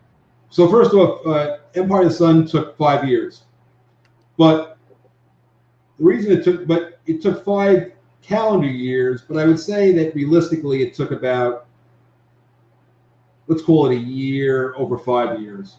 But what I basically did, remember, believe it or not, I know I don't look like much, but for most of my career, the latter part of my career in the 21st century at Booz Allen, I had 6,000 people working for me. Wow. And, that's a lot of people. And so I was very busy. So the way Empire of the Sun got done was every Sunday afternoon for 5 years, I worked on Empire of the Sun. Wow. And every year, and then whenever I took a vacation to Cape Cod, which is where the family house is, that's when I could put like 2 weeks in at a time on it. So to answer Kabuki Kid, I say there. So basically, and what I'd find is every time I had the 2 week period, the game would get seriously refined. It would change. So it took a while, and then somewhere around 2005, I finally kind of came down to this is the final design, and it went on from there. Beautiful. We got Vorpal Bite. What is Mark's favorite #1 game of all time? And this could be by any designer or any company. Does he mean ones that I did or any game? It could be any designer. Yeah, it could be yours. But it could be any designer, any company. So the reality, so I'll just speak from, the 2 games that I play often is, you saw it, Empire of the Sun, and downstairs is For the People. Got it. So you're and that's actually a hallmark of because I've heard this from Avalon Hill folks. They would put a game out and they would find their employees still playing this game because they enjoyed it. You still enjoy playing both of your games there. Right now, I'm in the middle of a game on. I'm in the middle of a game right now online. I've been playing a staff game of Empire of the Sun since about 2006. In fact, we just took WeWhack on Northern New Guinea yesterday. So I actually played the game. Man, I don't want to. I'm from the school. A lot of look. When I used to when this freaking pandemic, will end. But before the pandemic, I had a group. We got named J.R. Tracy. I think people know who he is in the ASL crowd, particularly. J.R. heads a group that I'm part of in New York City, and we would get together every Tuesday night. Sometimes it moved to Wednesday, but usually it's Tuesday night. And I would play. I would often get people to play test one of my games, or I'd be play testing one of somebody else. I played Triumph and Tragedy. Cataclysm is what I was saying. I played the playtester on Cataclysm. Love that game. Fabulous game. So I played Cataclysm at JR's at least 3 times with a big crowd, and with Scott and Bill, and great game. So that's what's going on at JR's, and then of course, there's the weirdo game of the day. So I'll come and I want to play this, and nobody wants to play it. They go, we're all going to play, Nemesis, which is an alien, knockoff. Yeah. Okay. Hi, Carol. I played, so I always play these games, but the point where I'm going is, I get my broad, whatever wide range of games I'll play are going to come from the play group. Got it. If otherwise, I'm basically playing. I'm playing something I'm working on, which is I'm playing Rebel Fury. I'll have it set up by tonight, and I'll just start playing and working on Chattanooga. And I'm playing Empire of the Sun. So I believe I like to play a few games a lot. Games that I like. So I like to play a few games a lot rather than a zillion. And now I have a zillion games, and I will tell you that I play them all once just to see what's kind of going on. But I don't even buy new games anymore. GMT sometimes sends me, they send me copies of everything. Now Versailles, by the way, 1919 is coming out, but I see people being billed for it. So that'll be out shortly. Beautiful. Matt, it's Curiosities. I think I've got your last name right, Matt. I still kind of butcher it now and then. So Matt says, what was your best design and why, and what design was your biggest regret? Well, I'll do the regret easily. Red Sun Rising was my biggest regret. Maybe Raid. It's a toss up between Raid and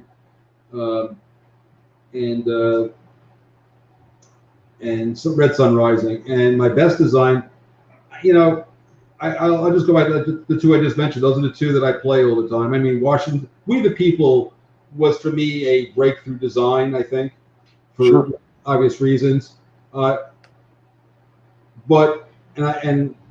And I like that game. I think Washington's War is a better version of We the People, because I learned a bunch of stuff from doing it, being the first CDG. And as I always tell people, they always go, they try to define a card game. Remember, We the People is an area control game that uses cards. It was Gene Billingsley or somebody else who created they focus on the cards, not on the area, mechanic. Which is really, to me, the real breakthrough in the game is how I handled, the area control of the colonies and who gets the militia and the political military thing. I'm very, very fond of Pericles and Churchill. I think those are really different. In fact, one of the things I plan on doing sooner than later, I got to get Pericles. All my stuff's been in the box for so long, but another game I play a lot is Pericles. I like Churchill, but Churchill, for some reason, Churchill is harder. Well, Pericles is a much better solitaire system than Churchill does. Churchill's a 3-player game. Versailles has got a good solitaire system, but Pericles has got a great solitaire system, so I like playing it solitaire. So I enjoy playing that. Oh, and that may be part of, Churchill is not a war game. So yeah, curious what his best game is that actually that is actually far from a war game. And I know, I mean, you told people forever, Churchill is different. This is not a war game. Would you consider this your best that's far from a war game, or do you have something else in mind? You know, actually, where is it? Is it here? Give me a second.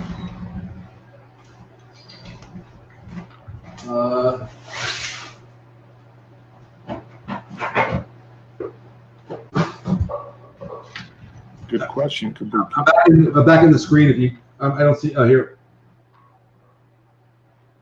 You know what? I was going to ask that. I saw that in your bio, and I was like, I don't know this. Yeah. So if you want to know what this is, a kids game, but it's a real strategy game, and it plays in 10 minutes. I know you like short games. This is a 10-minute game. I played this game in bars. So this is, to me, I mean, I'm very proud of this game. I self-published a version of this game. By the way, you can get it from Hollandspiel. Tom and Mary will. Let's see. Oh, that's this. No. All right. It's really weird. It's like the finger that I think I'm going to move is not the one that actually moves. It's backwards. Oh, I know. It really drives me crazy. But anyway, Hollandspiel is the publisher of it, and it's a game you can play with your family. You can play with, but it's a real strategy game. But it's got like 0 rules to it, and it plays in 10 minutes. And let me put it this way: I gave this to my nephews one time, and we didn't hear from them for 2 hours. I think anytime kids get let me just try to shift this a little bit this way. Anytime you get kids busy for 2 hours and that bothering you, I think that's a success. So that's how I know it's a good game. But it's that's the furthest away of my designs, I think. I thought of that one while taking a shower one day. Really? That's Tom Shaw says that's how he came up with football strategy back in '58 or something. Oh, wait, you do not want to play Tom Shaw in football strategy. I have you. If you want to talk about a guy who I have played him maybe like only twice, but I'm telling you, it was a massacre. it was a massacre. I mean, he really knows that game. That is funny. That just hit me as soon as you said that the idea came in the shower. So Trevor Just has a question. Hey, Mark, so you're a minor celebrity. Judd will say major, maybe even the biggest celebrity in the industry. Any fun stories outside of the Judd experience? I mean, Trevor, what kind of stories are you looking for? I don't know. Yes, Trevor, well, you can hear me. So Trevor, type in another comment. What are you looking for? I'm not sure what kind of story you're talking about. All right, we'll see. I would imagine. So, I don't know. Well, we'll let Trevor come in there. Let's see what else. Let Trevor refine the question. Yep. Let me see if he's got some. I got to go down. Mark, do you? Let's see. He's got a side question here. It's because I've got this from Trevor. Mark, do you play diplomacy? I was catching up. So the answer is, I played diplomacy untold number of times through college. I played it so many times, I actually know one of the biggest flaws in that game and how it breaks. But I haven't played it since probably the 70s. But it's a fabulous game. I mean, it's a great fun. It takes forever to play because of, the interaction and stuff. But it's a great game. Yeah, I played it a lot. He nailed your ribbit game too. As we went down the comments, he was calling out that he thought that was your best, quote, non-war game. Let's see. I'm going to try to answer some more here, and you stop me if I know you're still okay. I'm either doing boxing or doing this. Perfect. Timon 6219. Let me bring it up. Have you seen Napoleon 1806, the Prussian campaign produced by Shakos? It's a block game.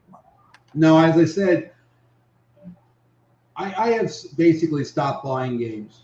I mean, okay. I get GMT sends me their stuff, and I play some of those, but no, I'm not. I just don't have the time, so I don't buy, and I don't even have the room anymore. Although here I probably have the room, but I don't want to use the room for that. So no. Got it. Matt, what battle campaign is your favorite or most researched? I have to say that I think I'm fairly. I mean, there are like 4 areas that I think I'm. You know, remember I'm a professional historian, so there were about 4 areas I think I have really deep knowledge, and Pacific War would probably be my deepest knowledge base. Know a heck of a lot about the American Civil War. Very. I've actually lectured at all the major universities on the East Coast. I've lectured the Peloponnesian War, so very, very knowledgeable of the Peloponnesian War. And beyond that, I have a smattering of knowledge in a lot of things after that.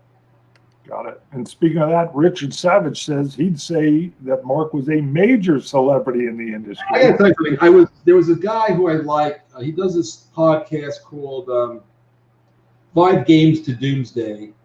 And he said to me, what do you think your legacy is going to be? And my wife was on the other side of the door, and she starts cracking up, and I'm cracking up. And I said to him, let me explain something about legacy. I'm a historian, right? You don't get to write your own legacy.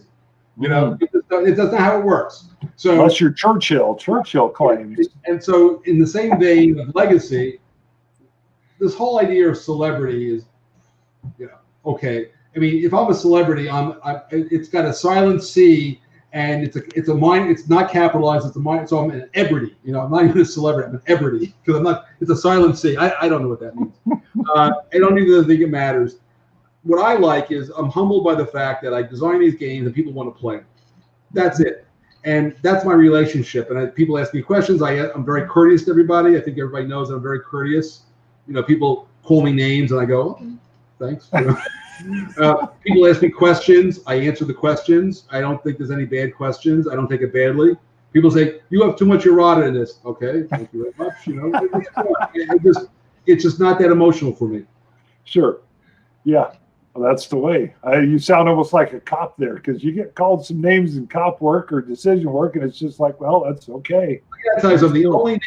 The only name I get cared about is when this little girl calls me grandpa. That's the only name I care about. There you go. I don't care.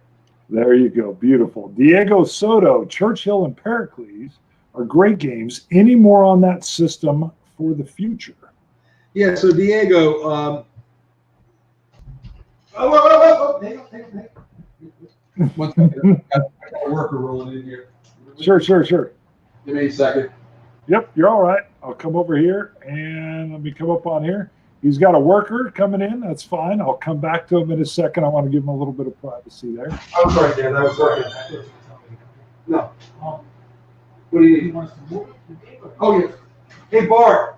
Yes. Stick around for a few minutes, okay? Okay, I'll fill there, buddy. I'll fill there.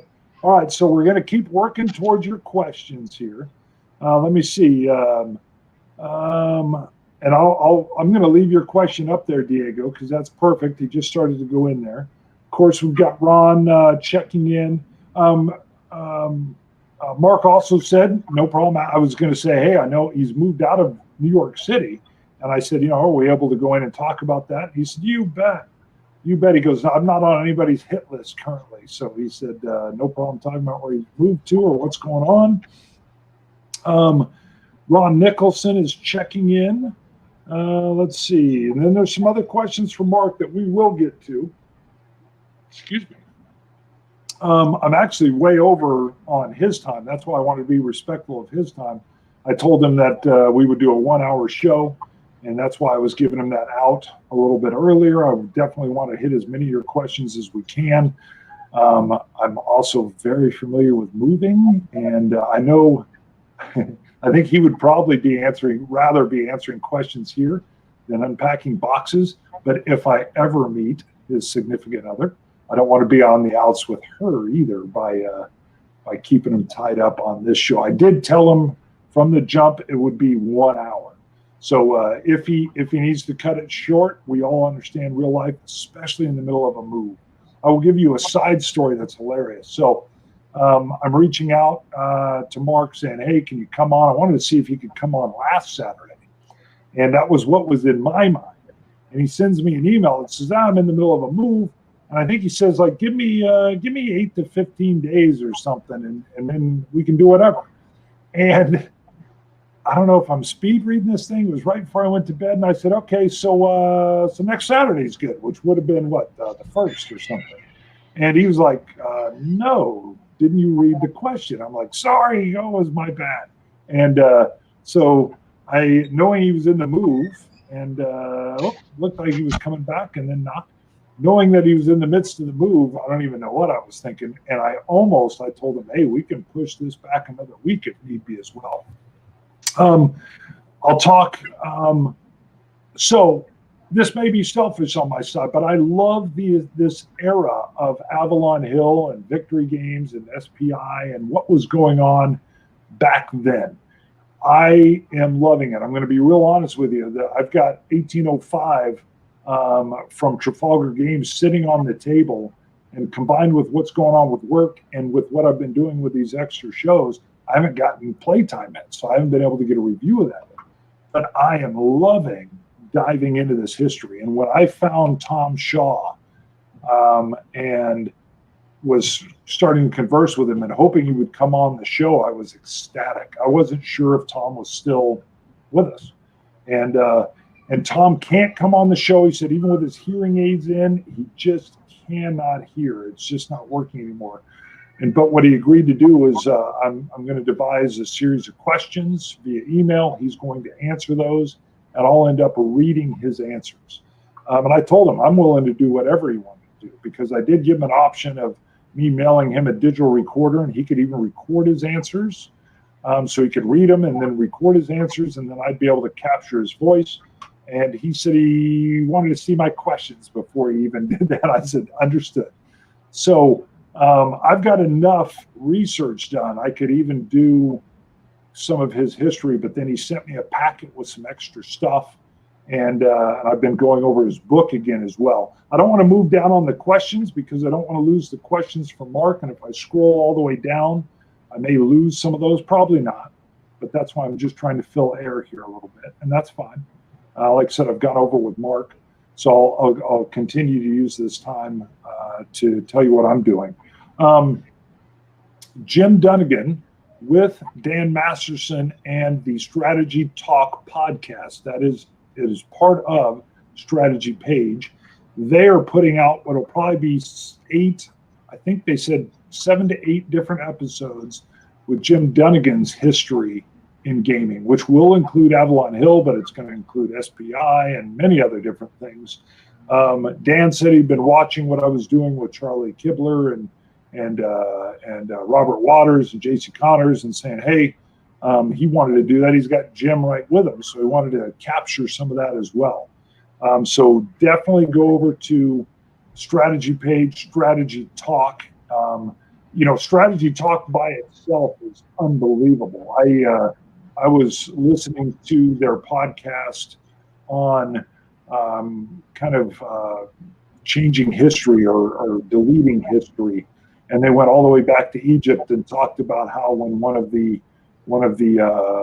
pharaohs, one of the queens died, that they were knocking her face off the statues and things. Of course, there's been destruction of Buddha shrines and all kinds of things. So this is nothing new. And they go back millennia to cover some of the things that happen with groups when they come in power, want to come in power. So there's all kinds of great information on that. All right, I'm going to keep Diego highlighted just so I can scroll to the bottom, and it should allow me to scroll back up and find things, see what you have for questions at the bottom. Let's see. It looks like you had some crosstalk amongst each other, which is great since I wasn't scrolling down. I was trying to preserve the questions. 500 crewmen, Jim Dunnigan's history in gaming. That's interesting. Yeah, Dan is Masterson is slowly getting going. I think they're going to be every other week that they'll come out with something on that. It's about an hour, I think. And man, Jim can just go. It's like Mark. You start that information flowing and it just goes, and it's just a treat to listen to. So please check that out. I'm going to work my way backwards here. I'll skip the questions for Mark, of course. Ricardo Massini, Jim Dunnigan's history. Just read it. Sorry, there's a jump as I'm working backwards. Usually I won't work backwards.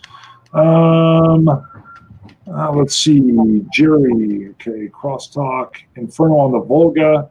Great game. Love how it finally gives us good solitaire block game, a co-op, and a competitive game if we want. Awesome design. Let's see. How about a war game? Ooh, Sharks versus the crew of the U.S. Indianapolis. Ouch. Of course, you've got Jaws featured, so that's what Kabuki Kid was talking about down below. And Shark Week from Kabuki Kid. What else we got? Any good TV shows or movies you've watched recently, Bart? You know what? Because of you, Kabuki Kid, my whole family is into the Umbrella Academy. We are still in season 1. We all believe that 7 is maybe, now we don't know anything, so no spoilers, but we definitely have the feeling that she is the main power, maybe the uncontrollable power, and that the whole reason she was on those pills was to knock her power down. But again, we know nothing. And we're at the point where the boyfriend or the potential boyfriend has stolen her pills, dropped the flowers off at her house. And I think number 4 is suspicious because she caught him in there, but now he was pouring her pills down the drain. So Kabuki Kid, thank you for that. My son had seen little blips on it, and he and I started to watch it, and my wife came down. The cinematography is beautiful with Umbrella Academy. And I love, again, the troubled characters. The guy that plays the German kid that sees the dead people and has to take drugs to try to blank that out as an actor, unbelievable. So I'm enjoying the acting, the cinematography, the story, unbelievable. So have you, Kabuki Kid, have you read anything recently for pleasure, Bart? Yeah. I just read Frederick Douglass's, his final autobiography. Unbelievable. I picked it up because of the times.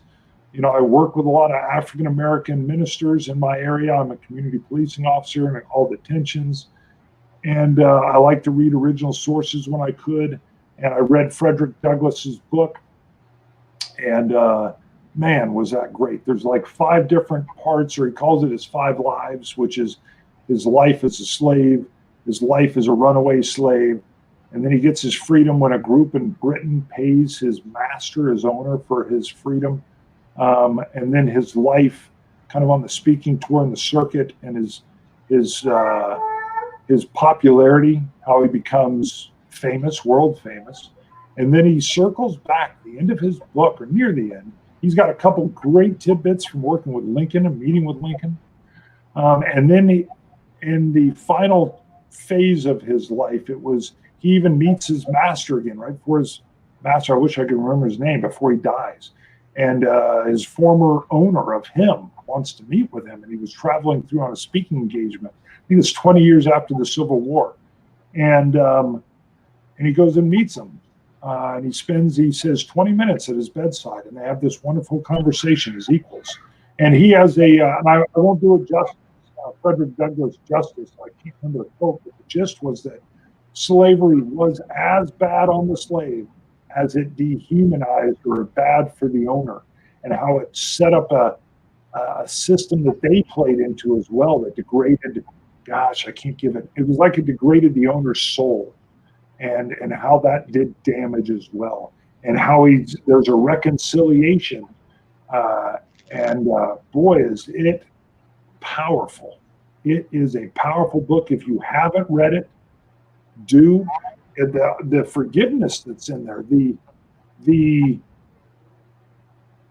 it's like it's not a reckoning in terms of like retribution or punishment. It's a reckoning of what is right, and then how you treat people. You know, Lincoln had the phrase that he sends out to Grant and Sherman, I think, near the end of the war. The war hasn't ended yet, but he's telling the generals, we've won. It's not over yet, but let them up easy. Let them up easy. And you know, I've been in some scrums before, and or in my own life, and when you rub that in, when you kick that dirt in the face at the end, you don't get that reconciliation. And that's what I think Lincoln was talking about. Now, Frederick Douglass takes it a whole different level. And again, I can't do it justice. I'm going to reread it at some point in time. I've decided to. I have to get a hold of some of the Grant. He talks about Grant. And so I wanted to read some of the biographies on Grant as well. The Kabuki Kid, sorry. It was unbelievably a great read. A great read. So that book alone is worth a read if you get a chance. Frederick Douglass and his autobiography. Okay. I'm back. Excellent. Bring you in. Let me get back to Diego's question here so I don't miss anybody. So the next game in the series I'm planning will be an American Rev game on that series. Beautiful. Now I want to be Continental Congress or something like that. I want to be very respectful of your time, Mark. And if you need to go, do I need? Okay, you're still good. Okay. Yeah. I just don't want to. I also want to be respectful of your wife's time as well. I've been on. No, she's on the phone outside. She's I'm alive right now. If you give me one more second, I just want to wash my hands. Yes, sir. All right, let me bring this back here. So again, I can't get down to your comments. I apologize. I've scrolled back up. We're going to get to Vorpal Bites here. The other thing I read was the Black Thursday, the raid on Schweinfurt. I've been doing a B-17 session playthrough using my Patreon supporters as crew, and I love that book. And that was great. I'm usually popping back. I need to read something that's something that's fiction. I like to pull a fiction book in every now and then just so I can it's kind of like play. But Black Thursday, the Schweinfurt Raid was a great book, and Frederick Douglass was a great book if you want to read an autobiography. So, Mark, we have Vorpal Bite. Mark. Yeah, roll the dice and see if you become instant gay or not. There you go. Kabuki Kid, Jeff Engelstein is a neighbor of mine, actually. Wow, good. I've hung out with Jeff a few times and his wife. How was the experience of designing with it? Well, I guess the simple answer is it was very good. And in fact, we're right in the middle of, we just started, we've already had 2 sessions and we've got a design document for Triumvirate. So we're already starting on the next game of the Versailles follow-on. Beautiful. Great guy, super smart guy, and a good businessman as well. Yeah, Cal and I very much, we've gone out with Jeff and Susan a couple of times. They're a great couple. We're kind of friends of ours now. It's really nice. They're great people. Beautiful. Yeah, his daughter is a big gamer as well. And little chip off the old block there, huh? Yeah. I think she got hired by, oh my goodness. Stonemeyer? Is that Stonemeyer? Is that where she's at? Where is she? Man, it might have been. And then, oh my goodness, the gentleman that retired off of Wall Street as an IT guy, Stephen Bonacour's company. I thought she went in when he sold it. Oh, gosh, I'm forgetting. I think she came in to kind of help shepherd that along too. I may be wrong here. Let's see. Let me see what other questions we got here.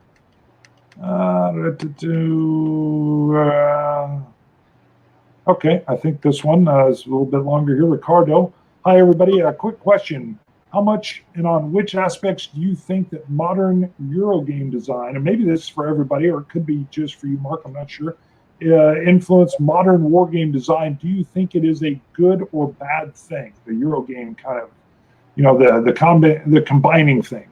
No, I mean, first of all, I'm not big on these. Look, everybody likes these labels. Eurogame, Ameritrash, Wargame. Big games. So I think the major thing that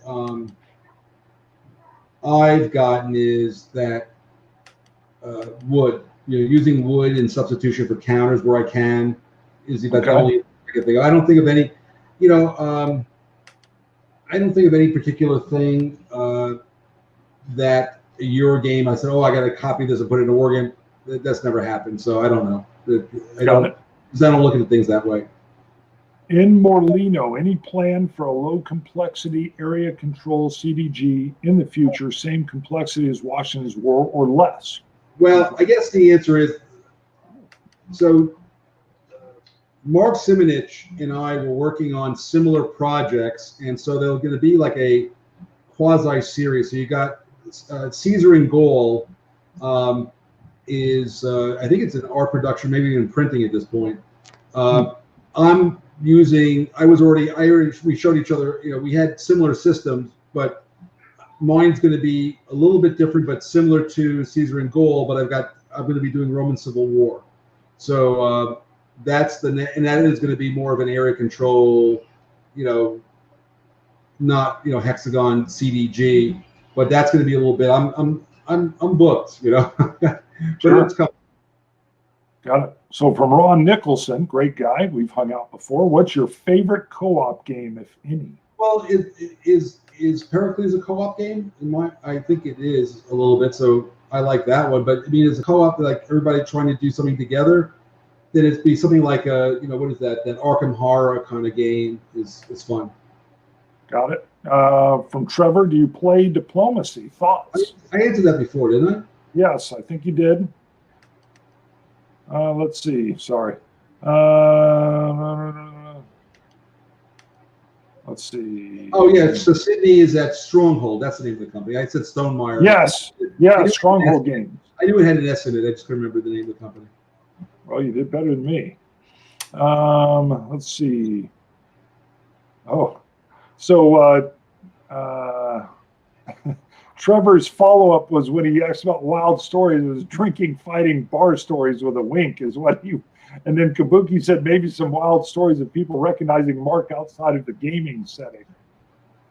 So you know what? Well, let me say that I can think of I can't think of no situation where anybody ever recognized me. So, really? Other than somebody who knew me, so no.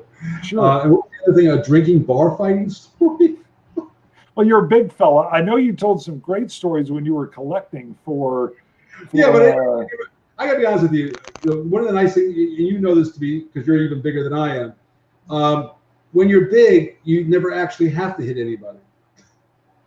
Generally true. It's implied. Well, you're a cop, so you got a different situation. Yeah. But yeah. I'll tell you a funny story, and it was interesting, but nobody got hit in the story. So I was once, I have found that I can tell when somebody's about to, you can tell when somebody's going to hit you. At least I think I can. So I was sitting in Penn Station. There's a bunch of people I used to, ride the train with. I didn't really know them well. And I'm just standing there, and these guys are talking. There's a little bit of heat going on. But I don't know any of these guys. I'm just standing there. And all of a sudden, this guy turns at me, and he gives me and I look at him, I go, why are you going to try to hit me? He looks at me and goes, well, he just said you're going to kick my ass. I says, I don't even know him. So you want to hit somebody, hit him. But if you try to hit me, trust me, you won't be happy. And right. and he just sort of dissembled from that, But that's like the only thing I can, I can usually get out of. I've gotten out of almost every single. The only fight I can remember was there were two guys who were trying to rape a girl I knew in college, and I beat the hell out of two of them. That's the last time I ever hit anybody with feeling. There you go. That's a good story. Vorpal, I'm an Air Force Dauntless expansion kit pilot. Did Mark play that game? I definitely played Dauntless a couple of times long ago. Let's see. Yep. Memory of it, I did whatever, I played it. I haven't found that air games. The best air game that I like is Wing Leader, the Lee's game. Yep. That one I like. I like the way he handled it, and I enjoy that one. But games where you're trying to if I'm going to play a playing game, I think that's where a place where the computer is actually a heck of a lot better. Yep, I would agree. Let's see. I think we've gotten down to it. We had some fill-in time where I was just talking about. I guess I could ask you the same question.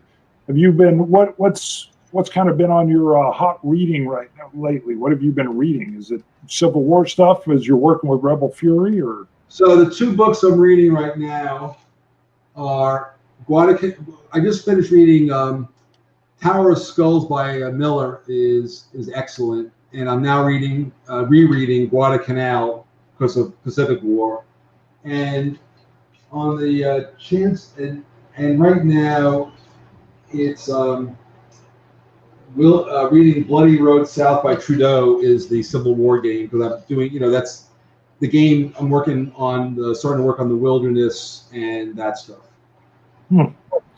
That'll be in. And Trevor says, sorry, the fighting story came from Uwe Eichert's old stories. When Uwe's on, he's usually got some kind of, he's German. He's got a fighting story.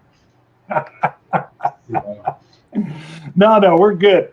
Mark, I'm going to let you go. We're at almost an hour and 50 minutes. Thank you so much. Anytime you want to come on, I'd love to have you back on anytime you want. I always have time for this. I enjoy sitting back, and I hope everybody wasn't too bored, and we'll do it again soon. Okay, Bart? Not at all. Fabulous. Thank you, brother. If you don't mind, hang on just 1 second. I'll end this, and then let me ask you a couple things when we get off air. Thank you, everybody, for tuning in. If I missed any of your questions, I apologize. Kind of the way when we're doing a lot of this live Q&A, I'll, like I said, I'll ask for the questions to come in at the end, and I may have missed some of your questions, but throw anything in the comments, and if it's for me, I'll get in there and answer it there. So thanks, everybody, for tuning in, and thanks again for Mark for being here.